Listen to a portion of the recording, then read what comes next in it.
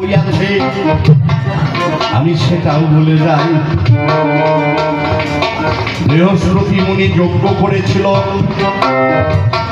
যজ্ঞের শেষে যজ্ঞে যখন আহুতি দিল তখন 25 মাস একটা জন্ম নেয়।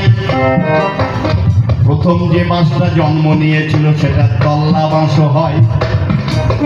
সেই যে 25 পাপে আমার মাসের জন্ম হলো, তার 9 পাপে বিষ্ণুর হাতের সারেঙ্গি হয়ে গেল, 7 পাপে শিবের হাতের ধনুক, 9 সাথে 16 হয়, আর 5 পাপে রামচন্দ্রের হাতে ধনুক তাই 16 আর 5 21। 3 পাপে অর্জুনের হাতের গান্ডীর যে ধনুক 21 আর 3 24 হয়, আর 1 পাপ থেকে আমার বাঁশির জন্ম তাই। এইটাই আমার দেখো দেখি বাঁশির জন্ম হলো। কি আবার বলবো নাকি? বুঝতে পেরেছেন তো?